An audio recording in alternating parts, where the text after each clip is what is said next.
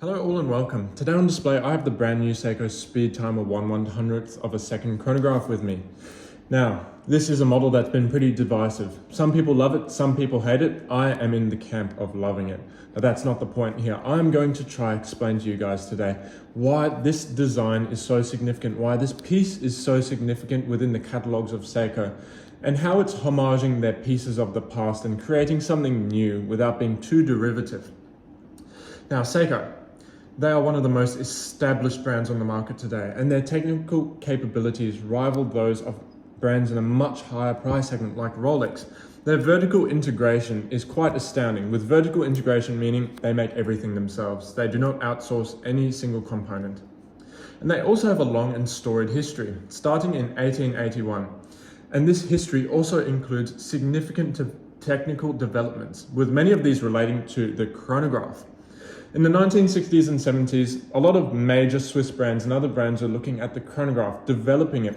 Because the chronograph back in the day was kind of like an Apple Watch, what it is to us now. It was a calculator, it was a tool, it helped us with day-to-day living. It was very important and a lot of brands were investing in it. And specifically what was being invested in was the automatic chronograph, but we'll get to that just now.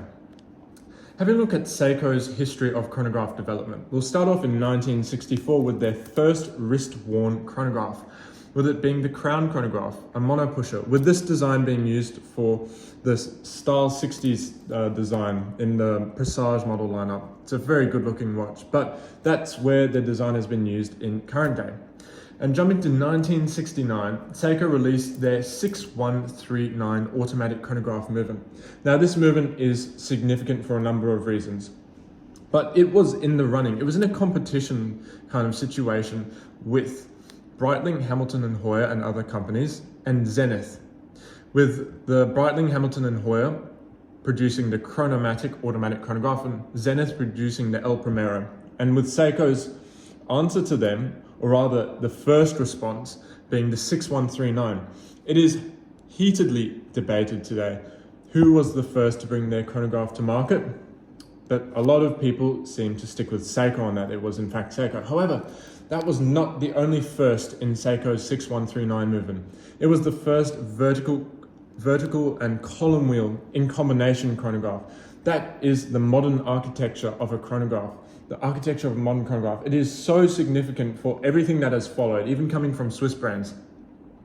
Now, going to 1983, Seiko released the first analog quartz chronograph, and in 1992, they released the first analog quartz chronograph to measure to 1/100th of a second, bringing us to this speed timer, this 1/100th of a second speed timer. It too is very significant and rides off the success of Seiko's other inventions and their other technical developments. With this speed timer being released to celebrate their 40th anniversary of the quartz chronograph. And I believe that this is one of Seiko's best models at the moment. It's a hark back to their historical chronograph roots while not being derivative and just taking bits and pieces from their old models and sticking it into a vintage re-edition like the old speed timers.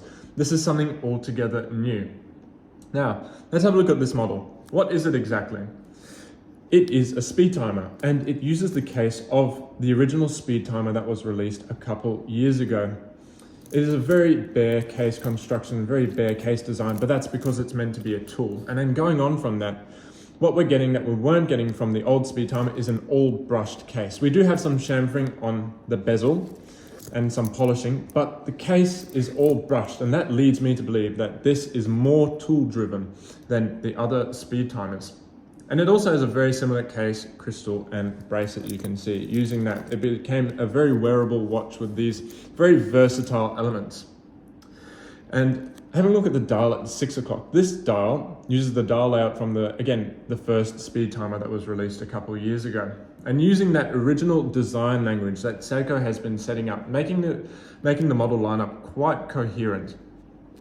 But the critical difference is that this showcases the functionality of the movement, the differences of movement within its design as well. The design prioritizes this difference and its technical development because this movement was developed for this model in particular, and Seiko as of yet have not released it into any other models. But this movement, how are they displaying it in the design? We're getting that with 3 pushes That is quite unusual, but it is actually done for ease of use. You see, if I press the mode button, it takes us to the chronograph. There being start and stop over here. And at the kind of 10, 11 o'clock, we have the reset. So it is very functional. But what we're also getting is the separation of all the elements. So we've got the time here at the 6 o'clock. We have seconds at the 12 o'clock. At the 9:30, we have the 10th of a second, and over here at the 2:30, we have the 100th of a second. So it's all been separated because it's so easy to read. I know we have a lot of other chronographs where it says it can measure up to a 1/5 of a second, up to a 1/6 of a second, but what's the use if you actually can't read it?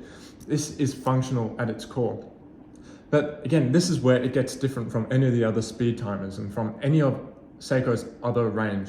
It loses the tachymeter because who uses a tachymeter? It's useless, let's be honest.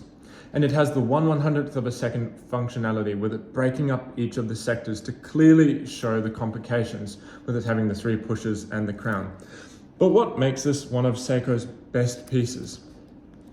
I have to say, this is not a model that will sell out instantly, and it doesn't have mass market appeal. I mean, just look at it. If I'm being a little bit honest, it is pretty ugly.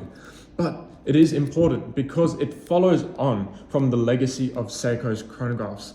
It is intended for those who know and appreciate Seiko's instrumental hand in developing the modern chronograph.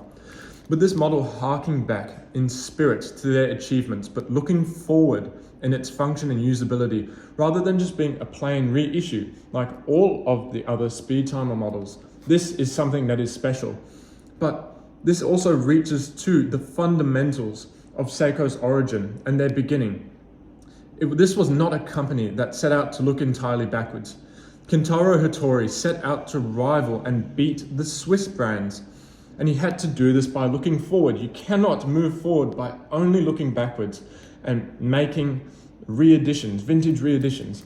This is such an important model for Seiko because it does move forward and it shows them using a different language and really focusing on Seiko's roots. But these are my thoughts on this chronograph. You can see I'm quite passionate about it. It is, I feel, a very important model for Seiko, and I hope that they continue on in the spirit of this.